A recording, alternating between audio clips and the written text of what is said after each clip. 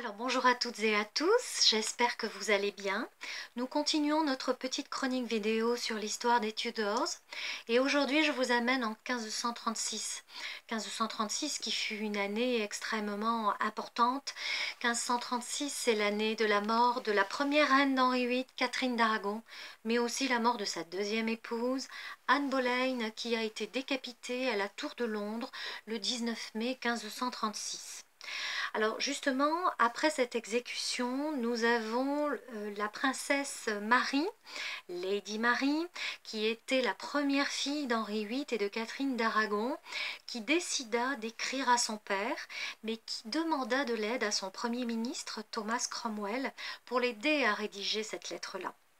Marie avait été écartée de la cour lorsque sa mère en avait été bannie. Catherine et Marie avaient été séparées en 1531, elles n'ont jamais pu se revoir et ça a été un déchirement vraiment terrible pour la jeune Marie qui a énormément souffert de cette situation. Et à cette époque, elle n'était plus la princesse Marie, elle n'était plus que Lady Marie parce que son père, Henri VIII, l'avait déclarée bâtarde, tout comme Élisabeth était également une enfant bâtarde puisque les mariages précédents d'Henri VIII avec Catherine d'Aragon et Anne Boleyn avaient été déclarés nuls et invalides. Il faut bien imaginer à quel point Marie Tudor avait été profondément touchée par cette histoire. La séparation de sa mère avait été effroyable. Anne Boleyn avait vraiment été très dure avec elle et avec sa mère. Et Anne Boleyn, d'ailleurs, la veille de sa mort, avait demandé au connétable de la Tour de Londres, William Kingston, de bien vouloir aller demander pardon en son nom à Lady Marie pour tous les mauvais traitements qu'elle lui avait infligés et toutes les mauvaises actions qu'elle avait pu faire contre elle et contre sa mère.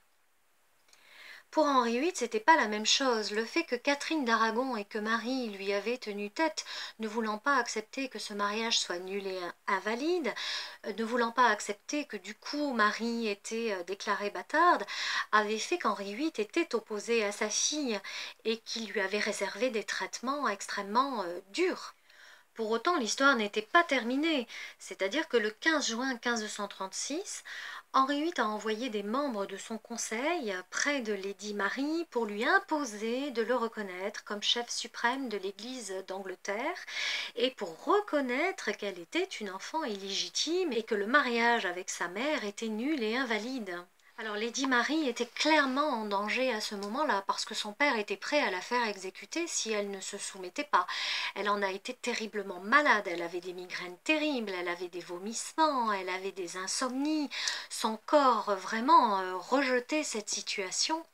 Et pourtant, là encore, c'est son grand ami, l'ambassadeur impérial, Eustache Chapuis, qui est intervenu et qui l'a supplié de se soumettre, lui faisant comprendre que de toute façon, il fallait ployer comme un roseau, qu'elle ne pouvait pas se confronter à son père, sinon elle allait perdre la vie.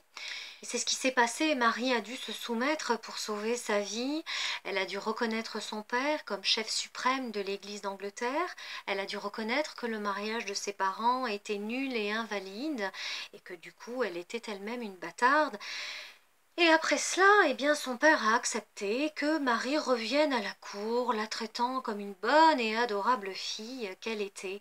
Mais Marie en avait été incroyablement malade et elle dut vraiment se soumettre à une autorité effroyable. Donc on se demande bien ce qu'elle pouvait penser de son père.